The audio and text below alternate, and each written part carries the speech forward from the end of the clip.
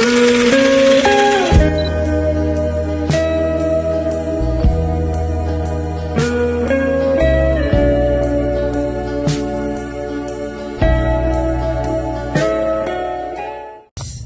sejahtera untuk kita semua. Saya atas nama Pascalis Pedro Rosario Watraka, NIM 2022 1110 768, mahasiswa ilmu hukum dari Fakultas Hukum dan Sosial Humaniora Universitas Flores dengan peminatan pada bidang filsafat hukum. Kajian ini merupakan tugas yang dibimbing oleh dosen pengampu Bapak Agustinus F. Pascalino Dedi SH Dalam video ini kita akan membahas isu krusial di Indonesia, yaitu sengketa tanah, adat, dan hak ulayat dalam konteks pembangunan. Kami akan menganalisis masalah ini melalui perspektif aliran sosial logikal jurisprudence yang dicetuskan oleh Rothschild Pound. Tujuannya adalah untuk melihat bagaimana hukum tertulis berfungsi atau gagal berfungsi dalam memenuhi kebutuhan dan kepentingan masyarakat secara nyata.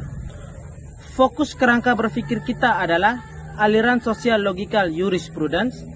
Tokoh sentral dalam aliran ini adalah Rothschild Pound tahun 1870 sampai dengan 1964. Aliran ini sangat menekankan pada hukum dalam tindakan, bukan sekedar hukum dalam buku. Sosial logikal jurisprudence melihat hukum sebagai alat rekayasa sosial untuk menyeimbangkan berbagai kepentingan yang saling bersaing dalam masyarakat.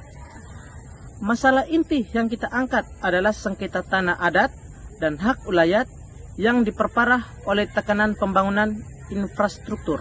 Sengketa ini muncul saat proses pengadaan lahan di mana masyarakat adat sebagai pemegang hak ulayat berhadapan dengan negara yang menjalankan fungsi rekayasa sosial melalui proyek-proyek pembangunan strategis. Konflik ini sering terjadi di mana wilayah-wilayah yang kaya sumber daya alam dan menjadi target proyek besar di mana pengakuan hukum terhadap tanah adat masih lemah. Alasan utama sengketa ini terjadi adalah ketidakmampuan hukum positif nasional untuk menyeimbangkan secara efektif kepentingan komunal, adat, dengan kepentingan publik. Ini menunjukkan adanya kesenjangan antara undang-undang pengadaan tanah dan kenyataan konflik. Penyelesaian yang ada, baik mediasi maupun litigasi, seringkali tidak menghasilkan keadilan substantif bagi masyarakat adat. Dari perspektif sosiologikal jurisprudence, tugas hukum dalam masalah ini adalah menjadi sosial engineer yang berhasil menyeimbangkan tiga kepentingan utama: kepentingan individu hak atas tanah, kepentingan publik pembangunan, dan kepentingan sosial pelestarian kebudayaan komunal. Dalam sengketa hak ulayat terlihat jelas terjadi ketidakseimbangan kepentingan hukum positif kita. Dalam praktiknya cenderung mendahulukan kepentingan publik dan kepentingan individu.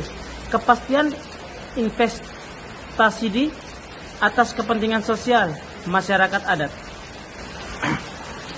Rothschild Pound mengatakan bahwa hukum harus memenuhi postulat-postulat hukum.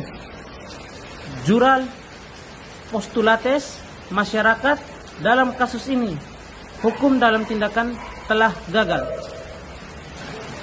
Gagal merekayasa sosial.